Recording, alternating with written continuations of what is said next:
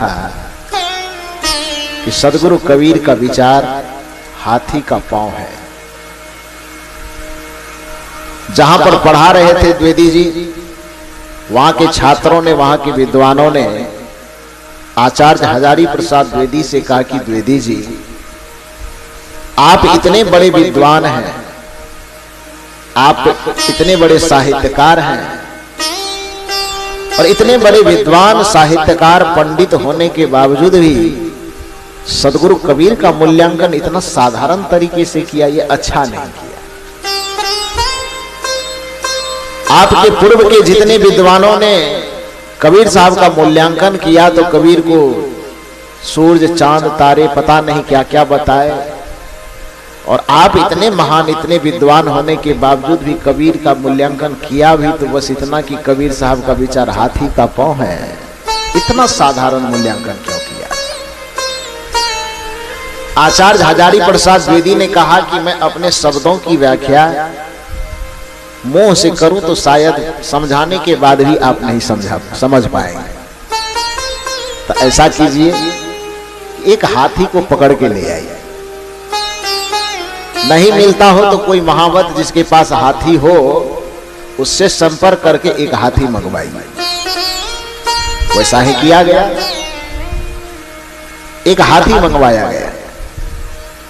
आचार्य द्विवेदी जी ने कहा कि एक जगह ले चलिए जहां मिट्टी थोड़ा भुड़भुड़ा टाइप का हो, उस जगह हाथी को ले चलिए। हाथी को ले गया तो स्वाभाविक है कि हाथी का शरीर तो वजनदार होता है। तो जैसे ही वो हाथी जाकर के उस भुरभुरे मिट्टी पर अपना पैर रखे तो स्वाभाविक है कि उसके पैर का निशान बन जाएगा, बनेगा ना। मिट्टी पर जो उनके पैर का निशान बना, उसके बाद द्विवेदी जी ने कहा कि इस पूरी धरती पे तो जितने भी पशु पक्षी किसी का भी नाम जानते हो, उन पशु पक्षी या प्राणियों, किसी भी प्राणी को पकड़ करके ले आओ और उसके पैर को हाथी के पैर के जो चिन्ह है, निशान है, उस निशान के बीच में रखो। तो पूरे धरती पे जिस किसी भी पक्षी का, पशु का नाम जानते हो, किसी भी पशु को, किसी भी पक्षी को पकड़ करके लाओ और हाथी के बने हुए पैर के जो निशान है, उस निशान के बीच में उसके पैर को रखने का प्रयास करो, रखो। सभी विद्वानों ने कहा कि मान लीजिए कि हमने रख दिया। तो द्विवेदी जी ने कहा कि जब रख दिया तो किसी भी पशु पक्षी का पैर यदि उसके अंदर रखा तो किसका पैर हाथी के पैर के चिन्ह से बाहर चला जाएगा? है आपकी नजर में कोई ऐसा पशु, कोई ऐसा पक्षी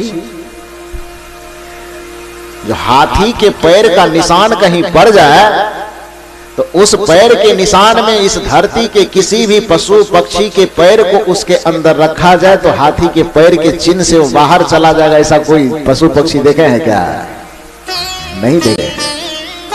आचार्य हजारी प्रसाद द्विवेदी ने कहा कि जैसे कबीर के, जैसे हाथी के पैर का कहीं चिन्ह पड़ जाए तो धरती के किसी भी पशु पक्षी का पैर उसके पैर के चिन्ह से बाहर नहीं जा सकता, उसी तरह से सदगुरु कबीर के विचारों का मोहर जहां पर पड़ जाए तो दुनिया के किसी भी विचारक का विचार उसके विचार से बाहर नहीं जा सकता है। ये कबीर साहब की विशेषता है।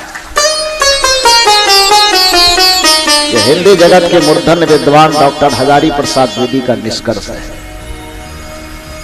सदगुरु कबीर का विचार इतना महान है, उनके विचारों की पूंजी लेकर के बहुत सारे लोग अपना रोजगार चलाते हैं।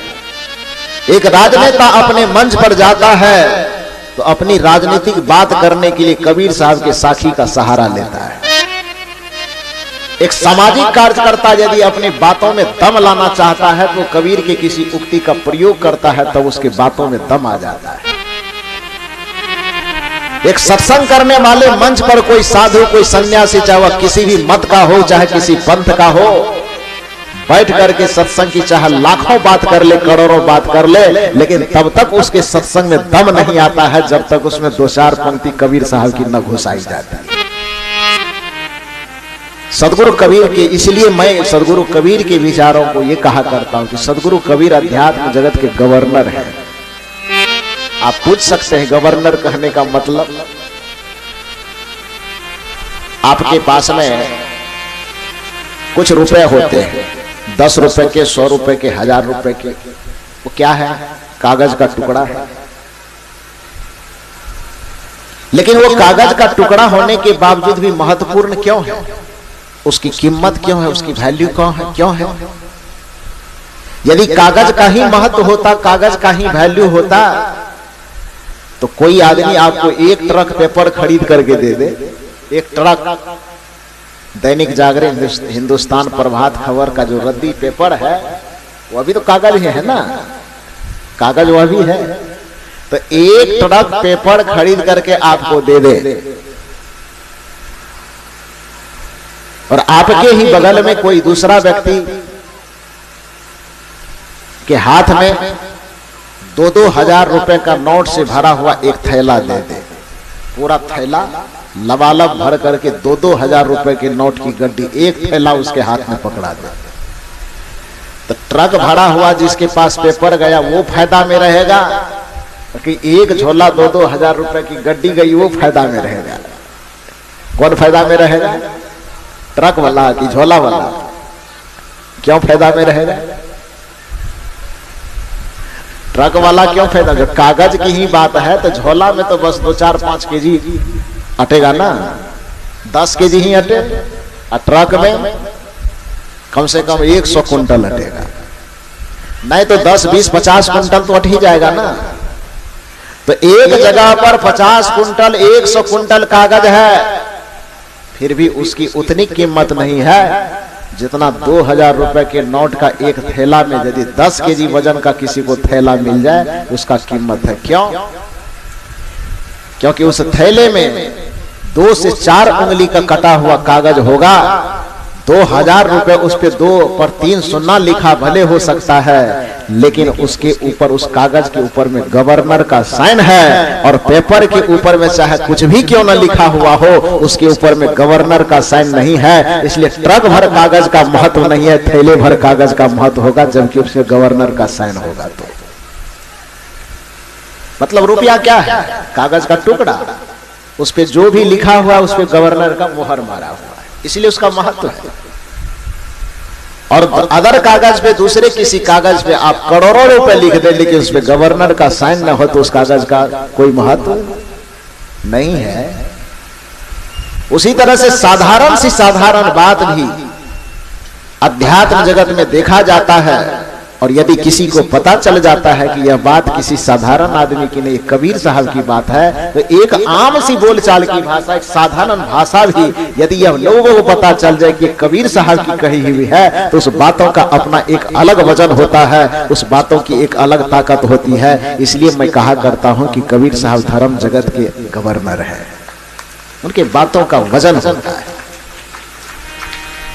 यदि कबीर साहब चादर का वर्णन कर रहे हैं तो स्वाभाविक है कि इस चादर का वर्णन वो नहीं करते होंगे।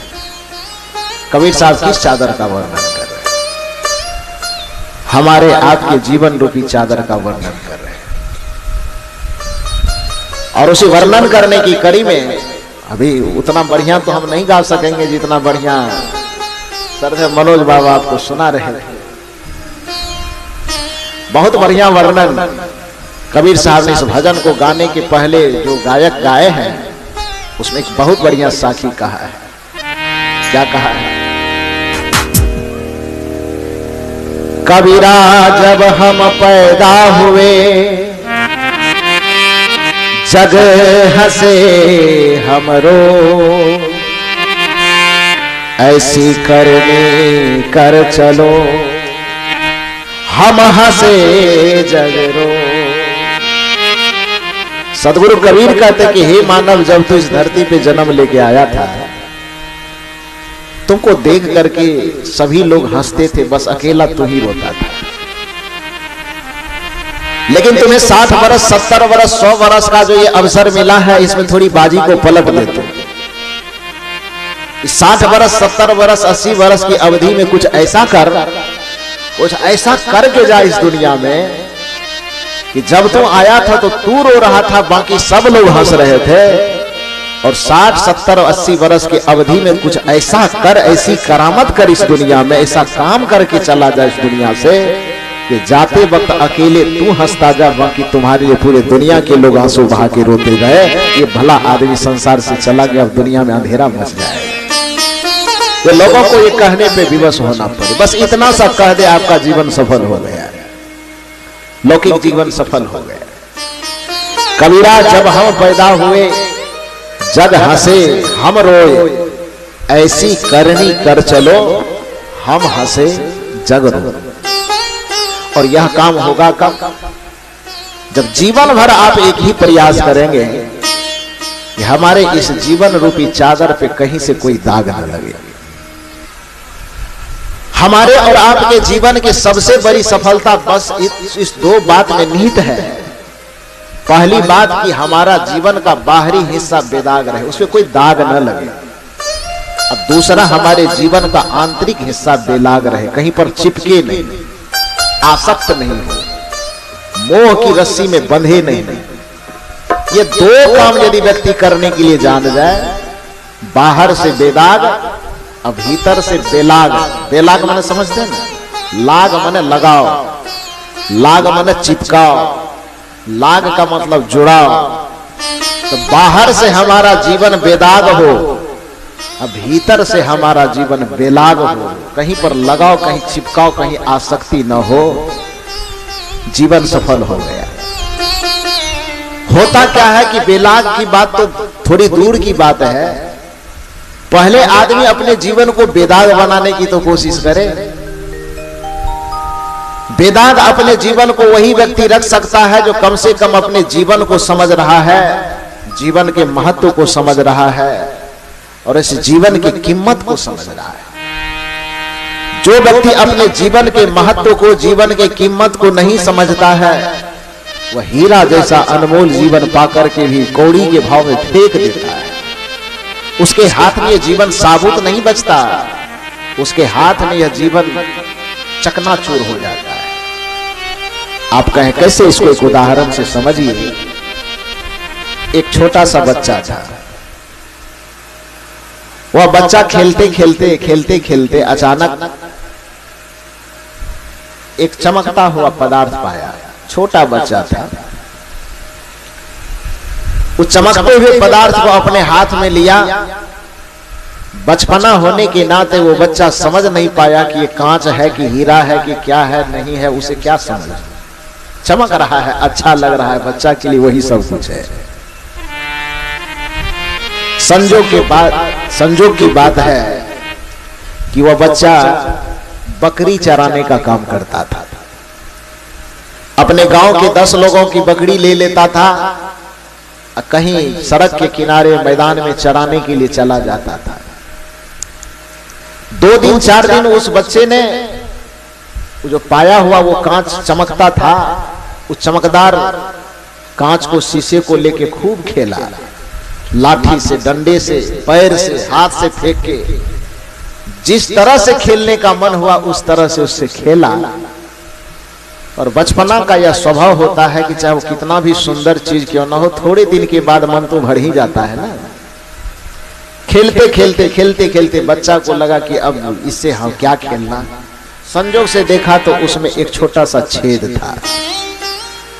बच्चा एक धागा लाया, उस छेद में धागा को प्रवेश करके और सोचा कि अब तो हम बहुत खेल लिए हैं, अब थोड़ा सा एक ठो बकरी के बच्चा को खेलने दे देते हैं।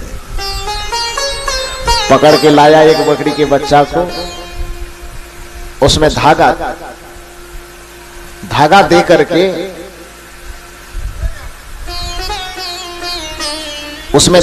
करके ये क्या कर दिया। अब उसको रोका गया तो आपको थोड़े बुलाया गया है।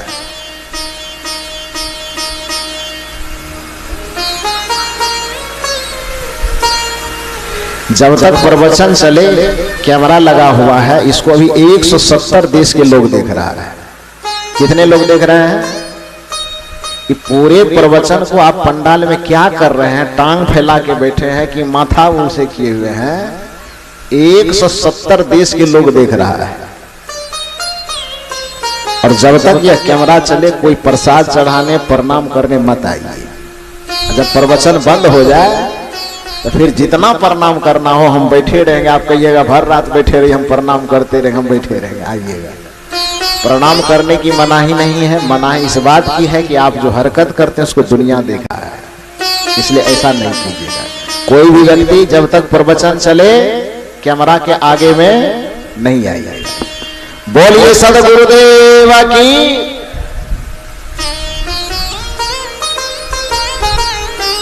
कहने का अर्थ है कि मैं कह रहा था कि वह बच्चा खेलते खेलते खेलते खेलते जब ऊब गया उस चीज से, तो उसमें एक धागा डाल करके वह बकरी के बच्चे के गले में बांध दिया। संजोग की बात चढ़ते चढ़ते चढ़ते चढ़ते वह बकरी सड़क के किनारे में चढ़ रही थी। बकरी के साथ में बच्चे भी चढ़ रहे थे। और वो बच्चा जो था लड़का, वो सड़क के किनारे कहीं खेल रहा था। अचानक उसी सड़क के रास्ते से एक हीरे का व्यापारी गुजरा। चलते चलते अचानक उसकी नजर उस बकरी के बच्चे के गले में पड़ी। गले में पड़ी हुई उस चमकदार चीज पर पड़ा। जैसे ही चमकते हुए चीज को देखा तो जौहरी हीरा का व्यापारी था। वो दिन रात हीरा ही लेन देन देख जांच परख करते रहता था। बकरी के गले में झूलते हुए उस पदार्थ को देखा तो समझ गया कि ये तो बहुत कीमती हीरा है। आखिर इस गांव में, इस नगर में, इलाके में इतना कौन धनवान व्यक्ति हो गया जिसने बकरी के गले में भी इतना कीमती हीरा डाल रखा है? कितना धनी व्यक्ति होगा जिसके बकरी के गले में, बकरी के बच्चे के गले में करोड़ों का हीरा लहरा रहा हो, तो वह आदमी अपने घर में ऐसा कितना हीरा रखा होगा तो कहने की बात है। जौहरी सोचता है। मन ही मन उसके भीतर लालच आई। वो हरी भरी घास लेकर के बकरी के बच्चे को पुचकारा। घास के लालच में बकरी का बच्चा नजदीक आ गया। नजदीक में जैसे ही बच्चा आया, घास तो बहाना था, घास उधर फेंक दिया, बच्चे को पकड़ा और उस हीरा में जो धागा था वो धागा सहित तोड़ दिया। जैसे ही उसे तोड़ रहा था तो बकरी चराने वाला जो लड़का, छोटा सा बच्चा वो बैठा हुआ था, उसने देखा। उसको गुस्सा आया कि मेरे बच्चे के गले से वो चमकता हुआ चीज क्यों तोड़ लिया है। रोना शुरू किया, चिल्लाना शुरू किया। जौहरी सोचा कि कोई जान जाएगा तो मारपीट होगी। वो बच्चे को पुकारा, बाबू इधर आओ। रोते क्यों, इधर आओ, इधर आओ। जैसे ही पास गया, पैकेट से 10 रुपए निकाल करके उसके हाथ में दिया। तो बिस्कुट खा लेना। अब बच्चा को 10 रुपए मिल जाए, एक छोटा बच्चा को 10 रुपए मिल जाए मतलब उसको पूरी दुनिया मिल गई।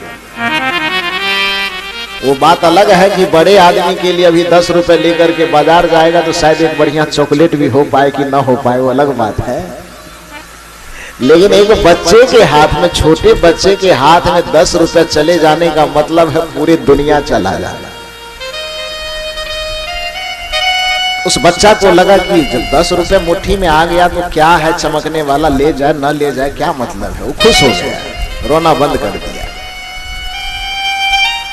हीरे का व्यापारी वह हीरा पा करके बड़ा खुश था कि वाह, आज हमारी बुद्धि का कमाल, क्या कमाल हुआ। 10 रुपए में हमने करोड़ों का हीरा कमा लिया।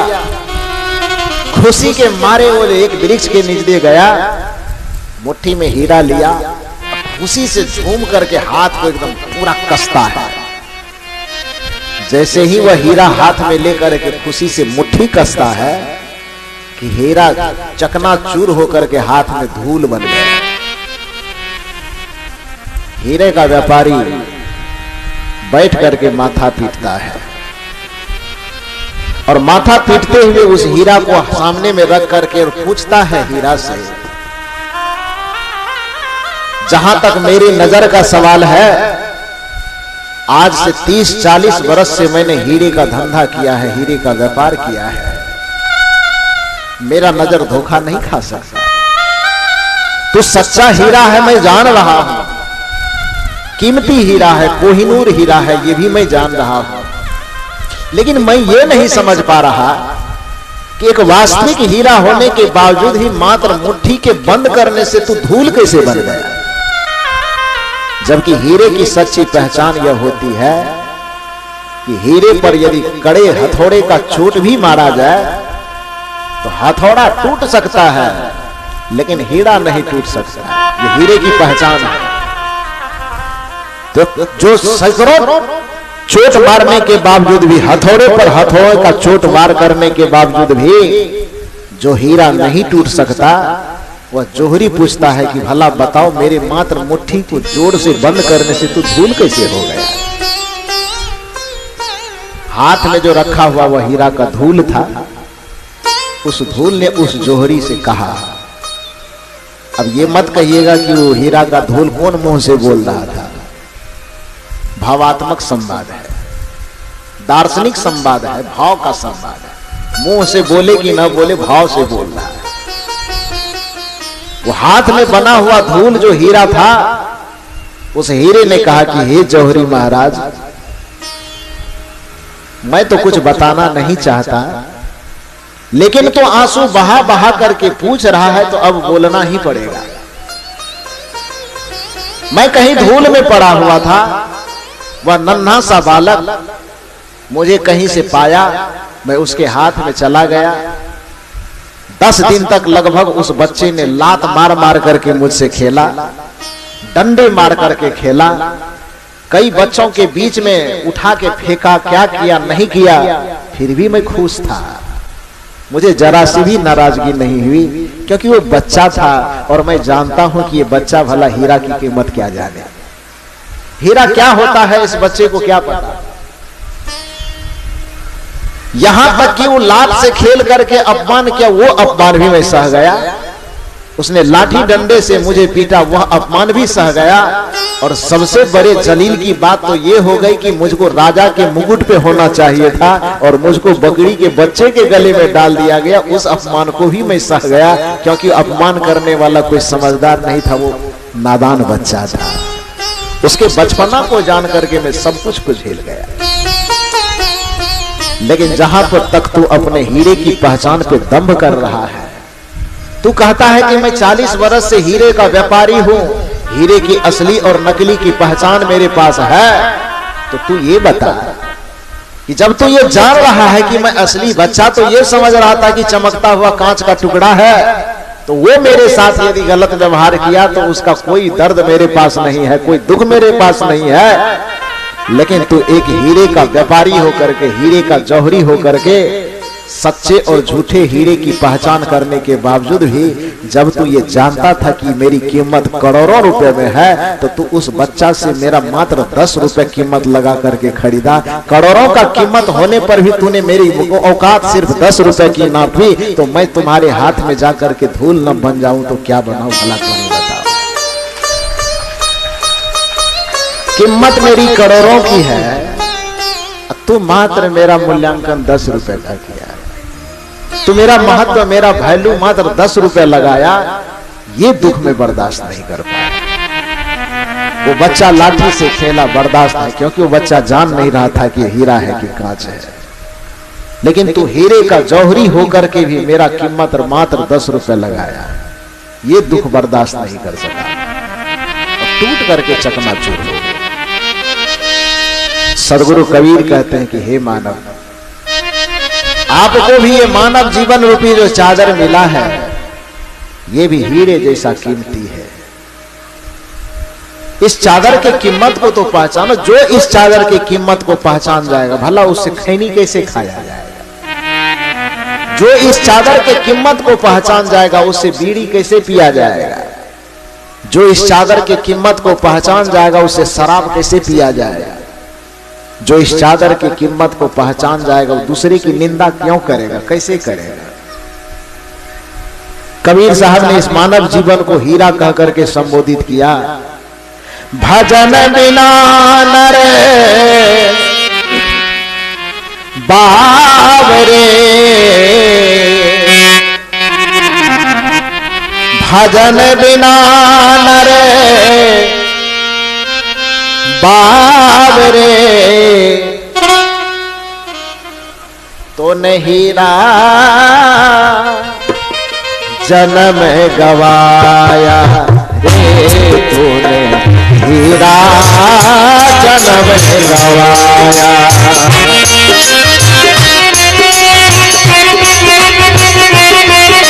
ताली बजा के बढ़िया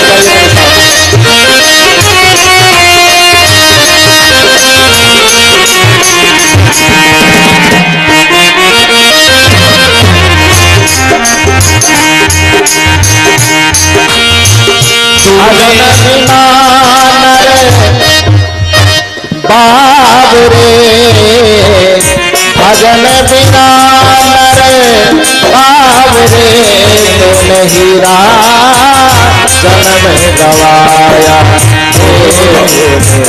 हीरा जन्म गवाया।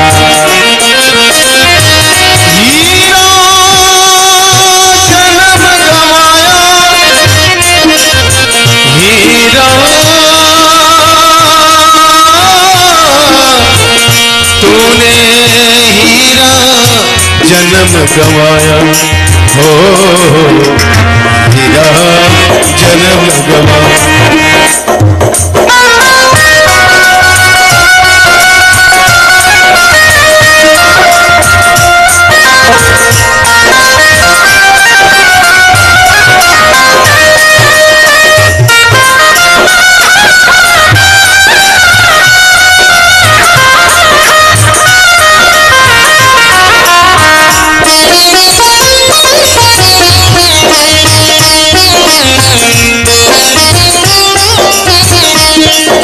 कैसे कैसे हीरा जन्म को गवाया।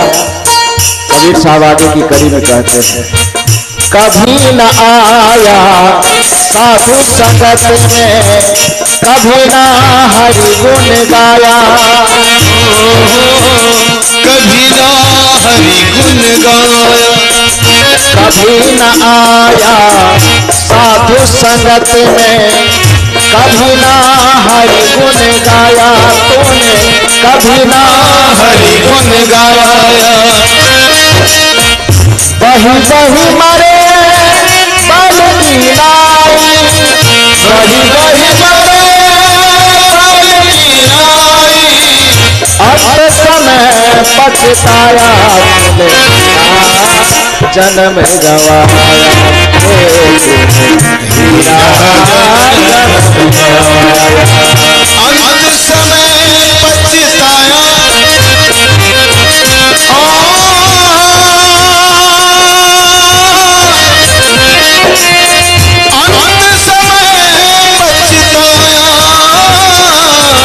अंत समय पछताया हो तूने हीरा जन्म गवाया, तूने हीरा जन्म गवाया।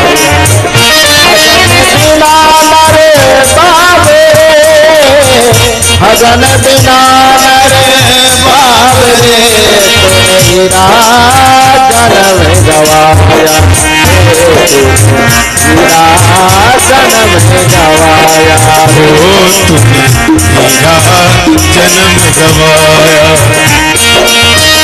भजन बिना भजन बिना भजन बिना बिना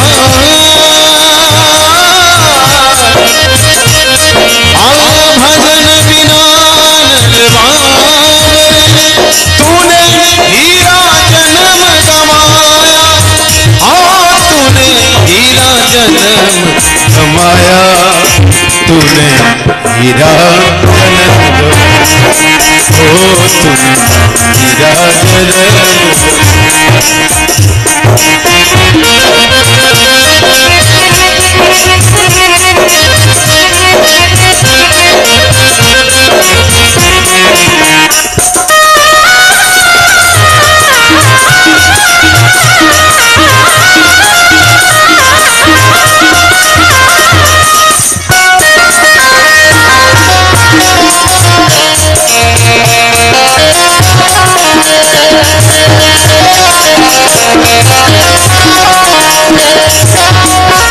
भजन के अंतिम कड़ी में सदगुरु कबीर साहब कहते हैं कि भजन के बगैर कैसे पछताना पड़ता है।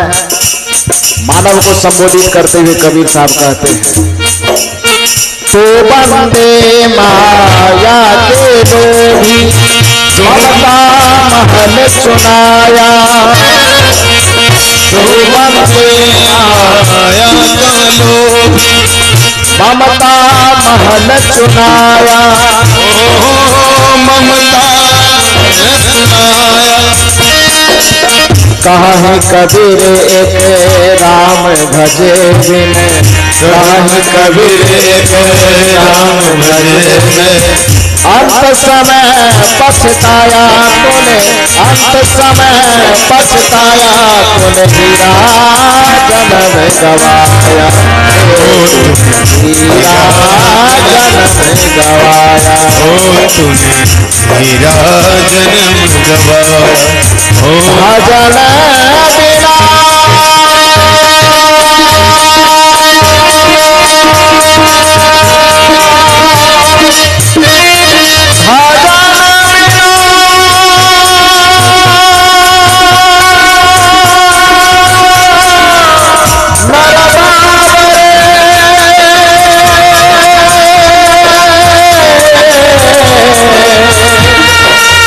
तूने हीरा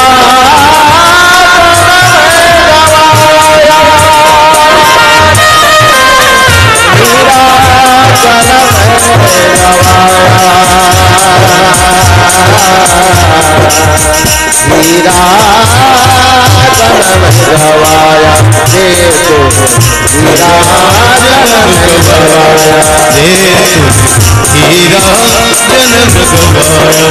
ओ तूने हीरा जन्म गवाया। सदगुरु कबीर कहते कि भजन बिना नर बावरे, तूने हीरा जन्म गवाया। जैसे वो जौहरी के हाथ में जाने पर जब हीरा अपना उचित कीमत नहीं पाता है, उचित मूल्यांकन नहीं पाता है, तो हीरा चकनाचूर हो गया। उसी तरह से अनमोल चादर, अनमोल जीवन पाकर के जब आप इसके महत्व को नहीं समझते हैं, आप इसके कीमत की अवहेलना करते हैं, आप मानव जीवन के महत्व की अवहेलना करते हैं, यह जीवन चकनाचूर हो जाता है। फिर इस जीवन से जो शांति खोजते हैं आप, वो शांति आपको नहीं मिल पाती। फिर इस जीवन से जो आनंद चाहते हैं आप, वो चाहने के बावजूद वो आनंद नहीं मिलता है। फिर इस जीवन से जो सुकून चाहते हैं, चैन चाहते हैं, वह नहीं मिलता है आपको। इस जीवन से जो आप चाहते हैं, यदि उस चाहत की पूर्ति होते देखना चाहते हैं, तो सबसे पहले अपने जीवन की कीमत को पहचानिए। सबसे पहले अपने मानवीय गरिमा को पहचानिए कि आप मानव इतने महान हैं कि भगवान भी आपके सामने नतमस्तक होता है। अरे जिस भगवान को इस संसार में आकर के यह साबित करना पड़े कि मैं भगवान हूं, तो उसको सबसे पहले मानव के शरीर में आना पड़ता है। वरना मानव के शरीर में आने से पहले भी भगवान आया, पूरे दुनिया को चिल्ला चिल्ला के कहते रहा कि मैं भगवान हूं, मैं भगवान हूं, लेकिन दुनिया मानने के लिए तैयार नहीं हुआ कि तुम भगवान। ये बात तो कोई छिपी हुई बात नहीं है। ये बात रामायण गीता को पढ़ने वाले लोग जाने कि न जाने, ये भी अलग बात है। अरे यह बात तो इतनी साधारण है कि 9वां 10वां में पढ़ने वाला बच्चा भी इस बात को जानता है कि भगवान मानव शरीर में पहले आकर के साबित नहीं कर पाया कि हम भगवान हैं। हम लोग 8वां 9वां में भी पढ़ते थे, आप लोग भी पढ़े लिखे हैं, जो युवक हैं आज के वह भी पढ़ते हैं। संस्कृत में एक चैप्टर आता था दशावतार, दशावतार पढ़े हैं कि नहीं पढ़े? दशावतार चैप्टर पढ़े हैं संस्कृत में? नहीं पढ़े हैं तो सबको मैट्रिक में फेल कर देंगे हम। दशावतार चैप्टर पढ़े हैं कि नहीं? हम तो पढ़े हैं, और हम लोग तो दिन रात वही पढ़ते हैं। काम ही है कि मंच पर बैठ करके प्रवचन करते करते करते करते ये मेरा 21वां साल जा रहा है। वर्ग 8 में मैं सन्यासी बनने का निर्णय लिया था। हालांकि 8 में लिया, लेकिन 8 में बन नहीं पाया, क्योंकि जैसे ही जाकर के मैं माता पिता को बताया कि मैं साधु बनूंगा, तो दुनिया के कोई भी माँ बाप स्वाभाविक रूप से तो चाहेंगे नहीं कि मेरा बच्चा साधु हो जाए, नहीं चाहे। तो मेरे माता पिता भी नहीं चाहते थे कि साधु हो जाए, रोने लगे। क्या हुआ, किसी ने कुछ कहा, कुछ जादू टोना मंत्र कर, पता नहीं क्या क्या लोग बोलते थे। मेरे मन में हुआ कि माता पिता को रुला करके मुझे साधु नहीं बनना है। जो बात मुझे अमरपुर वाले को समझाना है, जो बात मुझे आगे चल करके पूरी दुनिया को समझाना है, तो मेरे मन में हुआ कि उस बात को समझाने की शुरुआत मैं अपने माता पिता से ही करूं। यदि मैं अपनी बात, अपने आत्मा की पुकार को अपने माता पिता को समझाने में सफल हो गया, तो आगे चल करके वही बात मैं अमरपुर बंका वाले को भी समझाने में सफल हो जाऊंगा। यह सोच करके शुरुआत मैंने अपने माता पिता से ही किया और कहा, 8वां में सुना दिया कि मैं साधु हो जाऊंगा, तो स्वाभाविक है कि दोनों रोने लगे। केवल माता पिता ही नहीं, पूरे घर परिवार समाज, न जाने जितना रिश्तेदार को हम कभी देखे नहीं थे वो सबको देख लिए। सब आके समझाते थे, क्या चाहिए, मोटरसाइकिल चाहिए, कार चाहिए, क्या चाहिए, जो चाहिए बोले, नहीं साधु मत बनो। सबको समझाते समझाते समझाते 2 साल लगा, तब तक मैं मैट्रिक हो गई। और मैट्रिक पढ़ लेने के बाद 2 साल में मेरे माता पिता पूर्ण रूपेण समझ गए कि साधु होना अच्छी बात है। तो 2 साल के बाद मेरे माता पिता दोनों मिल करके मेरा पीठ ठोके, कहे बेटा तू जो रास्ता चुना है वो बहुत बढ़िया रास्ता है, जा, मैं तुमको आजाद कर देता हूं कि दुनिया की सेवा कर, दुनिया में अध्यात्म ज्ञान का प्रचार प्रसार दे दिया। तब से लेकर के अभी तक में 21 वर्ष हो गया मंच पर बैठे बैठे और प्रवचन लोगों को सुनाते सुनाते। उतना दिन के दरमियान में कितना बार पढ़े होंगे ये आप कल्पना कीजिए। उस दशावतार वर्णन में चूंकि पढ़ना लिखना मंच पर हम लोगों का ऐसा काम है कि एक माला जपने वाला मंच है नहीं। यहाँ ऐसी भी बात नहीं कि हम चीट लेकर के बैठे हैं और आपको सुना रहे हैं। देखते हैं हमको कुछ लेकर के आते हैं, हम क्या न कुछ लेकर के आते हैं, न कुछ सोच करके आते हैं कि क्या बोलना है क्या नहीं बोलना है।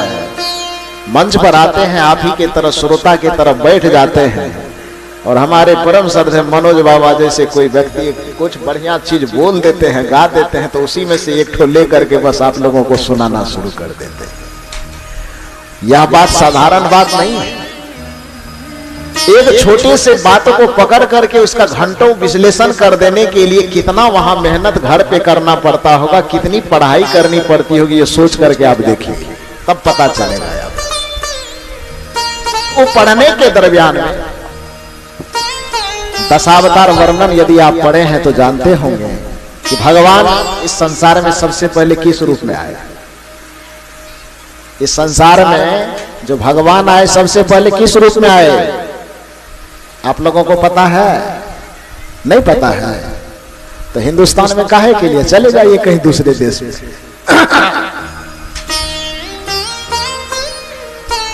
भगवान इस संसार में सबसे पहले मीना अवतार, कौन अवतार?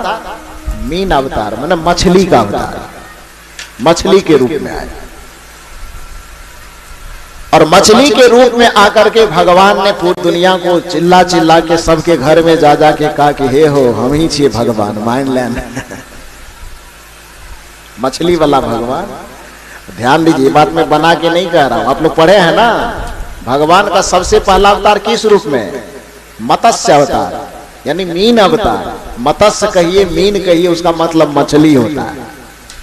तो मछली के रूप में भगवान आए और पूरे दुनिया के सामने में अपना हाथ जोड़ करके निवेदन किया है कि दुनिया वालों, मैं भगवान हूं, मैं परमात्मा हूं, मुझे मान लो, मुझे स्वीकार कर लो, मेरी पूजा करो। लोगों ने कहा कि आपको भगवान कहेंगे? सुबह शाम आपको झोल झाल करके बढ़िया से सिझा उझा करके खाते हैं, जरूरत पड़ जाए कभी तेल मसाला कम रहे तो आग में दे करके चटनी बना करके भी रगड़ के खा जाते हैं। और इस तरह से खाने वाले चीज को हम भगवान स्वीकार करेंगे तो कितनों कहते रह जाओ कि हम भगवान हैं, लेकिन हम भगवान मानने के लिए तैयार नहीं हैं। और आज तक हिंदू धर्म में मत्स्य अवतार वाले मछली को किसी ने भगवान नहीं माना। माने हैं क्या आप लोग? मछली भगवान के फोटो के कहीं पूजा करते हैं? कहीं मंदिर है जाते हैं उसको बतासा चढ़ाने, अगरबत्ती दिखाने? माता जी सब हंस रही है। वो मछली वाला भगवान को कहीं आप ही उसका भोग लगा देते हैं, आप उसको भोग लगाने नहीं जाते, आप उसको कभी बतासा खिलाने नहीं जाते हैं। जरूरत पड़ता था आप ही पकड़ के कोई उसमें से खा जाते हैं, भगवान आप ही को खा जाएंगे। तो उसने पूरे दुनिया को कहा कि हम भगवान हैं। लोगों ने कहा ना, लोहिया छलनी से उलझा उलझा करके खा जाते, आपको हम भगवान मानने के लिए तैयार हैं। एक जन्म भगवान का व्यर्थ चला गया, वो साबित नहीं कर पाया कि हम ही भगवान हैं। भगवान दूसरे रूप में कहा, एक जन्म पार चला गया, दूसरा रूप में आया। दूसरा बार कौन चीज का लेकर के आया? बोलिए ना। खाली सत्यनारायण भगवान की कथा करने से होगा कि भगवान की असलियत भी जानना होगा। दूसरे बार भगवान इस संसार में आए कच्छप अवतार लेकर। कौन अवतार? कछुआ का अवतार लेकर। और दूसरा बार भी भगवान पूरे दुनिया में पुकार पुकार के कहा कि हे लोगों, एक जन्म तो मेरा चला गया व्यर्थ में, मछली वाला। कोई नहीं माने, न मेरा मंदिर बनाए, न फोटो बनाए, न दिया दिखाए, न अगरबत्ती दिखाए, माने ही नहीं कोई। अब दूसरा जन्म लेकर के आया हूं, कम से कम इस बार तो मान लो। लोगों ने कहा कि बस आप ही उसी कैटेगरी में हैं। अंतर इतना है कि मछली को साधारण तरीके से झोल झाल के खाते हैं और आपको विशेष परिस्थिति में खाते हैं, लेकिन आपका भी काम वही है। आपको बतासा नहीं खिला सकते, आप ही को खा जाएंगे। कछुआ वाला भगवान पुकारते पुकारते थक गया कि भाई मुझको भगवान मान लो, लेकिन दोबारा भी उसको किसी ने भगवान नहीं माना और कछुआ भी यूं चला गया। करते हैं आज तक कछुआ वाला भगवान का कहीं पूजा किए हैं क्या आप लोग? इधर वाले किए हैं? नहीं, पूजा वाला हिस्सेदारी इन्हीं लोगों के पास है। ये लोग तो नहीं करता है पूजा, तो करता भी है तो थोड़ा बहुत करता है, लेकिन ये जिम्मेदारी इन लोगों के पास है। आज क्या है तो एकादशी, आज क्या है तो फलना, आज क्या है तो चिलना, करते करते करते करते बीमारी खरीद लेती है। इतना व्रत, इतना पूजा करती है, समय पे कभी खाना नहीं खाती और बीमार होकर के दर्द से परेशान रहती है, झूठ मूठ का। खैर कोई बात नहीं। तो दूसरा वाला भगवान आया, दूसरे वाले भगवान भी चिल्लाते चिल्लाते थक गया, लेकिन किसी ने नहीं माना। अंत में भगवान कहे कि मेरा 2 जन्म पार हो गया, कोई मानने के लिए तैयार नहीं। भगवान फिर तीसरा रूप लेकर के आया। कौन सा रूप? भगवान तीसरा रूप कौन सा लेकर के आया? अब ये कुछ नहीं जानता है, तो सब चीज हम ही बताएंगे। कर्जा खाया है क्या आप लोगों का?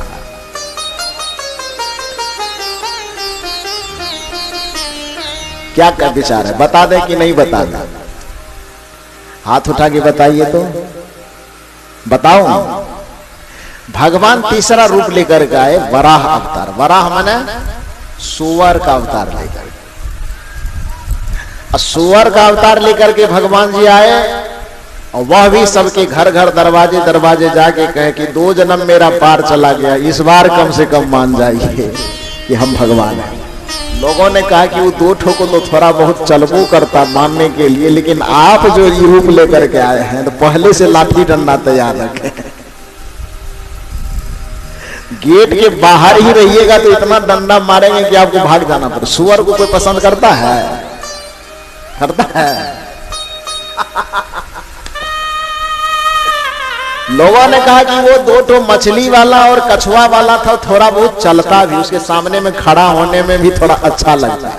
लेकिन आप जो रूप लेकर के आए हैं कि तीसरा वाला तो पूरा रिजेक्टेड माल है, इसको तो बिल्कुल पसंद नहीं करते हैं। भागो यहाँ से, कोई भगवान भगवान मानने के लिए तैयार नहीं है। और लोगों ने भगवान नहीं माना। फिर आप ये इल्जाम मत लगाइएगा कि कबीर साहब के चेला है इसीलिए ये बात कह रहा है। नहीं लगाएंगे। दिन से ही इस बात को मैं कह रहा हूं कि कबीर भगवान के, ईश्वर के खिलाफ नहीं है, लेकिन ये क्या पाखंड है? इस पाखंड का खिलाफ तो करना ही पड़ेगा। कबीर करे कि आप करें कि हम करें, सबको करना चाहिए। धर्म का विरोध कोई नहीं कर सकता, लेकिन धर्म का विरोध हर एक धर्म के नाम पर फैले पाखंड का विरोध हर किसी को करना चाहिए। ईश्वर परमात्मा का विरोध कोई भी विवेकी नहीं कर सकता है, लेकिन ईश्वर और परमात्मा के नाम पर फैले पाखंड, अंधविश्वास और आडंबर का विरोध हर एक समझदार व्यक्ति को करना चाहिए। और यही बात कबीर साहब ने किया। भगवान का तीसरा रूप सुअर के रूप में वराह अवतार लेकर के आया। चिल्लाते चिल्लाते थक गया कि हमको भगवान मान लो, किसी ने भगवान नहीं माना। इसी तरह से आते आते आते आते अंत में भगवान को लगा ना, ये कछुआ या मछली सुअर वाला में फंस करके कितना जन्म बर्बाद करेंगे। थोड़ा सा आदमी का शकल लेकर के आते हैं और एक अवतार लेकर के आया, नरसिंह अवतार।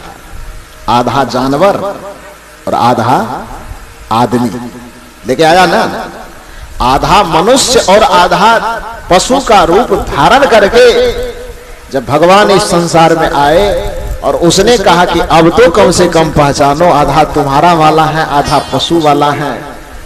लोगों ने कहा कि जितना मनुष्य वाला हिस्सा है बस उतने पूजा करेंगे, आपको भी फुल सपोर्ट नहीं करेंगे। और वहां से लोगों ने मंदिर बनाना स्टार्ट किया, लेकिन थोड़ा थोड़ा। क्यों? क्योंकि उसमें आदमी का थोड़ा सा अंश आ गया था। इसलिए नरसिंह के पास से थोड़ी बहुत भगवान की पूजा, खिदमत, आदर, सत्कार, सम्मान शुरू हुआ कि हाँ भगवान आपको मानेंगे, लेकिन पूरा नहीं मानेंगे, क्योंकि आप पूरा मनुष्य के रूप में नहीं आया। तब जाकर के भगवान को लगा कि इस तरह से जीवन धारण करते करते कितना बीत जाएगा, लेकिन ये आदमी स्वीकार नहीं करेगा। यदि आदमी से अपने अस्तित्व को स्वीकार करवाना है, यदि आदमी को अपने सामने झुकाना है, तो सब चीज को छोड़ो और एक मनुष्य का शरीर, मनुष्य का शकल धारण करके आओ। तब वह भगवान, ईश्वर और परमात्मा कहा जाता है कि राम और कृष्ण के रूप में, शिव और शक्ति के रूप में साक्षात मनुष्य का रूप धारण करके आया। तब इस मनुष्यता ने, इस सभ्यता ने उसको भगवान कह करके आदर दिया और उसका पूजा सत्कार करना शुरू किया। इससे कुछ समझ में आई बात? क्या समझ में आई? कि जिस भगवान बेचारे को अपनी स्थापना करने के लिए, जिस भगवान को अपनी मान्यता स्थापित करने के लिए इस मनुष्य के शरीर के सामने गिड़गिड़ाना पड़ता है, इस मनुष्य के शरीर को धारण करना पड़ता है, तब जाकर के कोई भगवान अपनी सत्ता, अपनी मौजूदगी को स्थापित और साबित कर पाता है। वैसा मनुष्य का सुनहरा शरीर, ऐसा सुनहरा जीवन आपको मिला है। इसको खैनी, बीड़ी, दारू, गांजा में क्यों बर्बाद कर रहे हो मेरे भाई? अपने जीवन की कीमत को पहचानो, अपने जीवन के महत्व को पहचानो। और इस जीवन के महत्व को जिस दिन समझ पाओगे, उसी दिन कबीर की भाषा में तुम चादर के महत्व को समझ पाओगे। राम नाम रस भीनी, चदरिया झीनी रे झीनी। ये मानव जीवन रूपी चादर राम नाम रस से भींगा भींगा करके बनाया गया है। और इसमें तुम दारू का रस मिला रहे हो कि कैसे होगा? अब खीर में कोई व्यक्ति जाके दारू मिलावे, दूध में कोई व्यक्ति जाकर के दारू मिलावे, तो उसको पागल ही नहीं कहेगा आदमी? कहेगा कि नहीं कहेगा? तो जिस चादर को राम नाम रस से भींगा भींगा करके बनाया गया, कबीर की भाषा में बड़ा सुंदर पद गा रहे थे। चलिए थोड़ा दोहराइए मेरे साथ। राम नाम रस भीनी चदरिया झीनी रे झीनी, रस भीनी चदरिया झीनी रे झीनी। राम नाम रस में भीगा हुआ ये चादर है। कैसे बना है चादर? अष्ट कमल का चरखा बनाया, 5 तत्व की बोली चदरिया, 5 तत्व की बोली। 8 कमल का ये शरीर बना हुआ है, इसमें 5 तत्व लगे हुए। क्षिति जल पावक गगन शरीरा, पंच रचित यह अधम शरीरा। अष्ट कमल का चरखा बनाया, 5 तत्व की बोली चदरिया, 5 तत्व की बोली। 9 10 मास दुल्हन को लाए,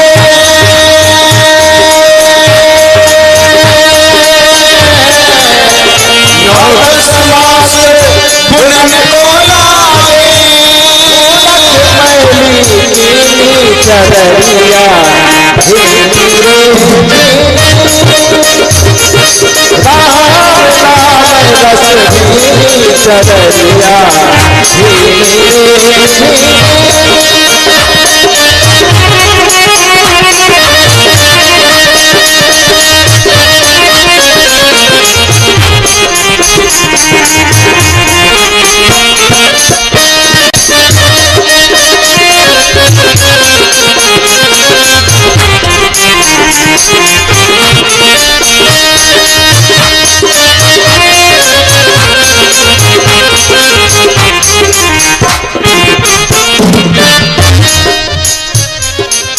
नौ दस मास बुनन को लागे मूर्ख मेली की।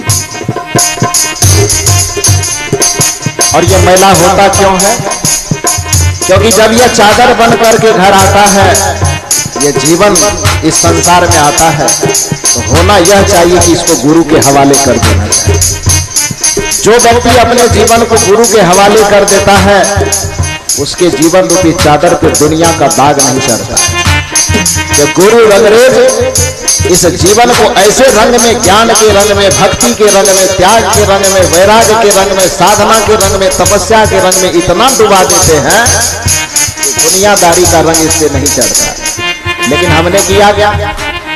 हम गुरु को देने के अलावा हमने इसे विषय भोग को दे दिया, प्रपंच को दे दिया। अब देना चाहिए था गुरु को, दे दिया हमने दारू को, दे दिया हमने नशा दुर्व्यसन को, दे दिया हमने कुसंग को। जो समझदार व्यक्ति है वो क्या करते हैं? भजन की कड़ी में सुनिए। जब मोरी चादर बन घर आए, रंग रेत को दीनी चदरिया, रंग रेत को दीनी। जब मोरी चादर बन घर आई, रंग रेत को दीनी चदरिया, रंग रेत को दीनी। रंगरेज इसमें सदगुरु कबीर ने किसे कहा? संत को, सदगुरु को रंगरेज का, जो हमारे जीवन को रंग देता है, ज्ञान में, भक्ति में, वैराग्य में, उसको रंगरेज का।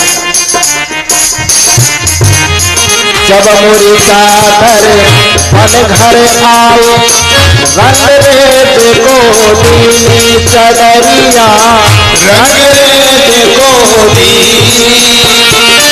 लेकिन जो रंगरेज के महत्व को, सदगुरु के महत्व को नहीं जानता, वो क्या करता है? मूर्ख लोग भेद नहीं जाने,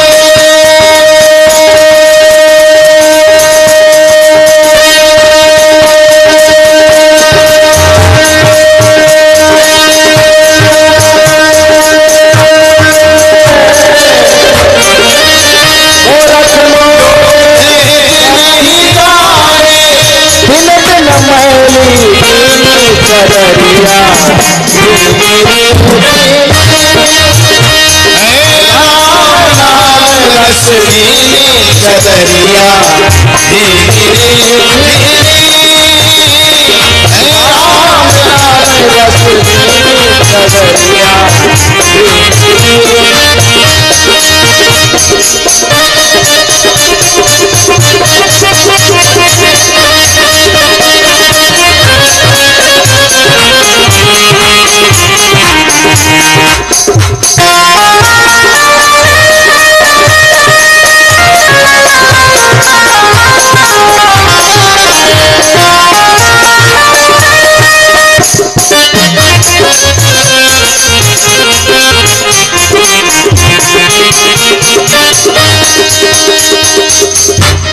सदगुरु कबीर कहते हैं, किसी कारण से तुम्हारा चादर गंदा भी हो गया, फिर भी ये संतों का काम है सुधार करना।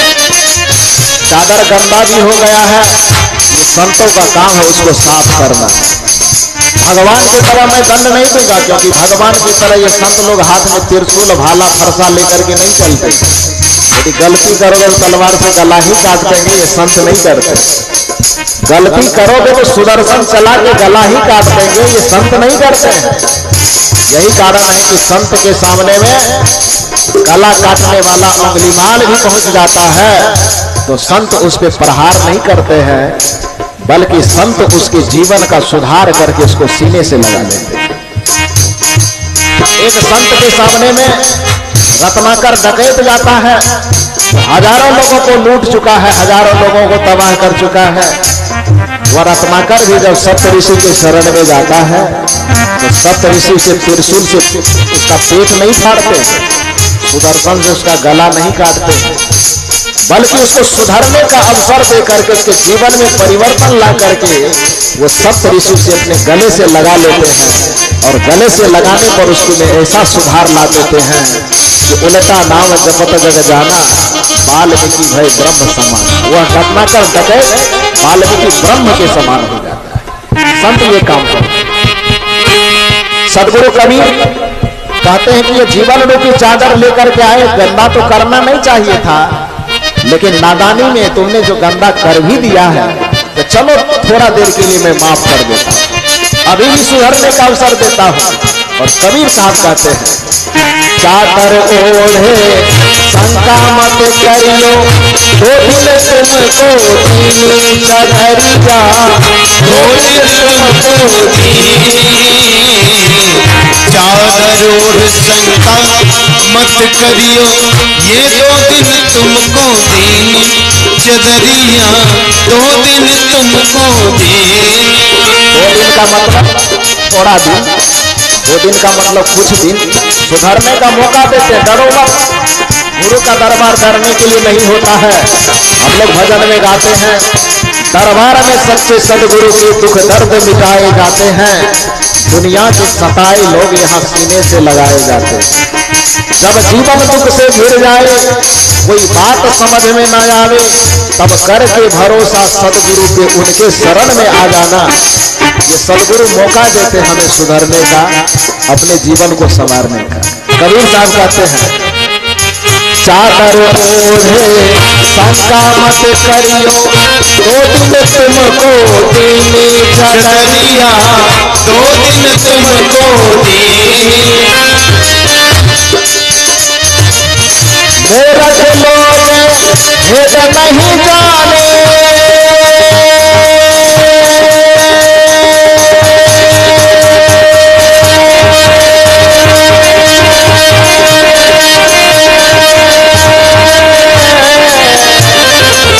मूरख लोग भेद नहीं जाने, दिन